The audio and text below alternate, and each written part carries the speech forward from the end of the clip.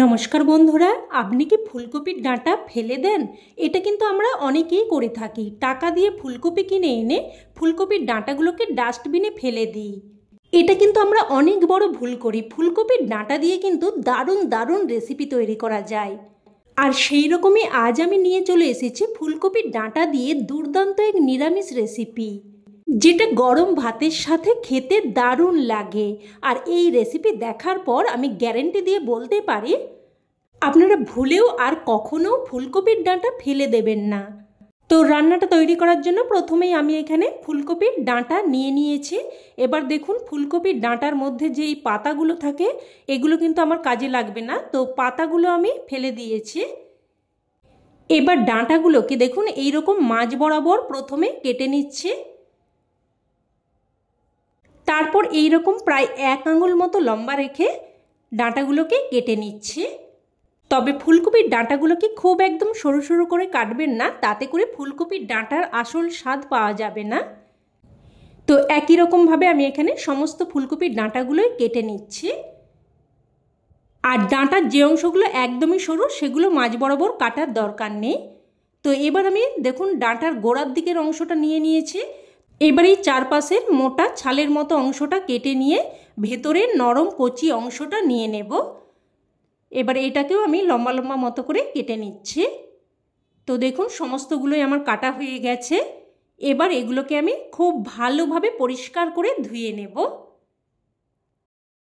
এবার কড়াইতে কিছুটা জল গরম হতে বসিয়ে দিয়েছি।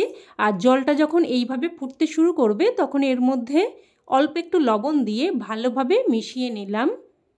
মিশিয়ে নিয়ে এবার এর মধ্যে কেটে ধুয়ে রাখা ফুলকপির ডাঁটাগুলো দিয়ে দিলাম। ডাঁটাগুলো দিয়ে একটু নাড়াচাড়া করে মিশিয়ে নিয়ে এবার মিডিয়াম ফ্লেমে প্রায় 5 থেকে 6 মিনিট মতো ঢাকনা দিয়ে ফুলকপির ডাঁটাগুলোকে সেদ্ধ করে নেব। এবার এখানে নিয়েছি 2টো আলু। আলুগুলোকে দেখুন এইভাবে লম্বা লম্বা আর পাতলা মতো করে কেটে নিচ্ছি। তো আলুগুলো কেটে নিয়েছি, এবার এগুলোকেও ভালোভাবে ধুয়ে নেব। এবার এদিকে প্রায় 5-6 মিনিট মতো ফুলকপির ডাঁটাগুলোকে সেদ্ধ করে নিয়েছি। দেখুন দেখে নিচ্ছি ফুলকপির ডাঁটা কিন্তু বেশ ভালোভাবে সেদ্ধ হয়ে গেছে। এবার ডাঁটাগুলোকে নামিয়ে নিয়ে এগুলোকে একটু ঠান্ডা হতে দেব। আর এই সময় আমি একটা মশলা তৈরি করে নেব। তো একটা পাত্রের মধ্যে নিয়ে নিলাম 1 চামচ মতো সাদা বা হলুদ সর্ষে, 1 চামচ মতো কালো সর্ষে আর 1/2 চামচ মতো পোস্ত, আর নিয়ে নিয়েছি 2টো কাঁচা লঙ্কা। তবে ঝালটা কিন্তু অবশ্যই আপনারা আপনাদের স্বাদ অনুযায়ী দিয়ে দেবেন।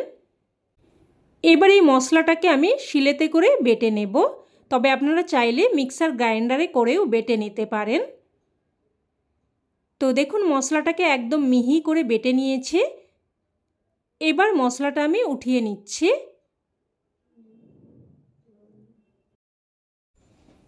উঠিয়ে নিয়েছি। এবার এখানে নিয়ে নিয়েছি কিছু ধনেপাতা। এবার এই ধনেপাতাটাকেও আমি বেটে নেব। তো ধনেপাতাটাকেও আমি বেটে নিয়েছি, এবার এটাও উঠিয়ে নিচ্ছি।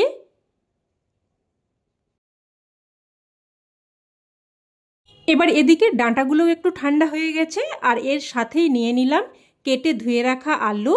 দিয়ে দিচ্ছি স্বাদ অনুযায়ী লবণ, অল্প একটু প্রায় 1-3 চামচ মতো করে হলুদ গুঁড়ো, লঙ্কার গুঁড়ো। দিয়ে দিচ্ছি বেটে রাখা মশলা, বেটে রাখা ধনেপাতা, আর দিয়ে দিচ্ছি এখানে টমেটো। এখানে বেশ একটা বড় সাইজের টমেটোকে আমি ছোট ছোট টুকরো করে কেটে দিয়েছি। আর সবশেষে দিয়ে দিচ্ছি 2 চামচ মতো কাঁচা সর্ষের তেল। এবার সব কিছু ভালোভাবে হাতের সাহায্যে মেখে নেব।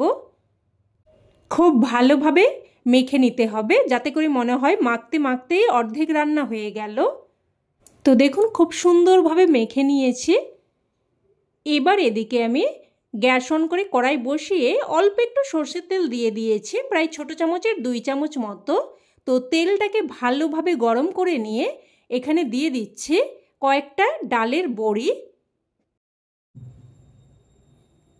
তো বড়িগুলোকে লাল করে ভেজে নিয়ে এবার উঠিয়ে নিচ্ছি। উঠিয়ে নিয়ে আর কিন্তু কড়াইতে কোনো রকম তেল দেওয়ার প্রয়োজন নেই। ওই তেলের মধ্যে আমি অল্প একটু কালো জিরে আর 2টো শুকনো লঙ্কা ফোড়নে দিয়ে দিয়েছি। ফোড়নটা একটু ভেজে নিয়ে এবার এখানে মেখে রাখা ফুলকপির ডাঁটা দিয়ে দিলাম। পাত্রটা ধুয়ে বেশ কিছুটা জল দিয়ে দিলাম, আর জলটা এমনভাবে দিতে হবে যাতে করে সবজি ভালোভাবে সেদ্ধ হয়ে যায়।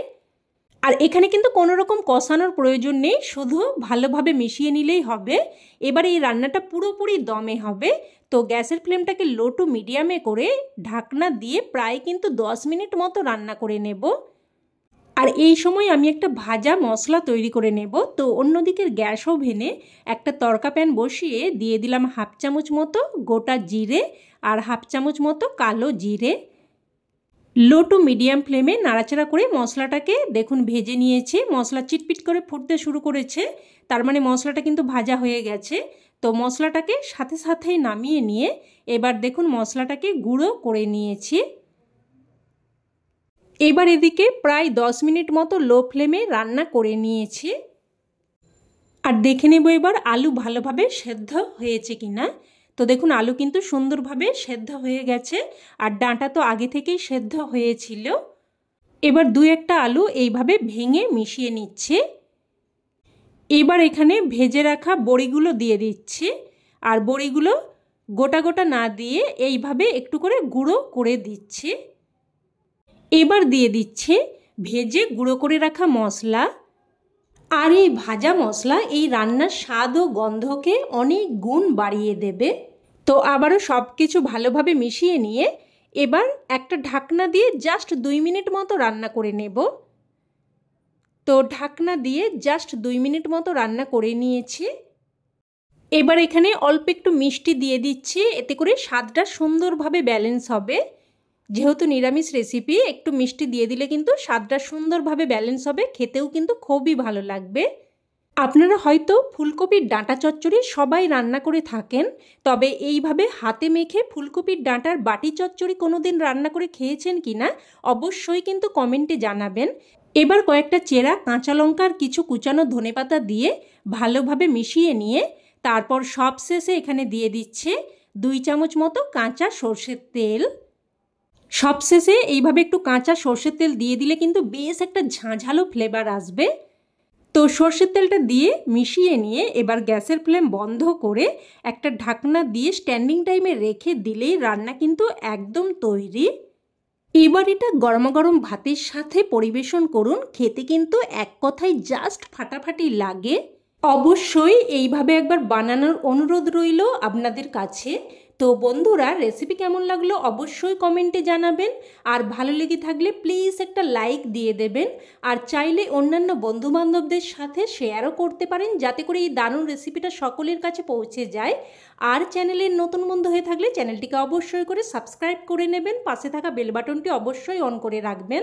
তো আজ এই অবধি, আবারও অন্য কোনো রেসিপিতে দেখা হবে। ততক্ষণে ভালো থাকবেন, সুস্থ থাকবেন। ধন্যবাদ।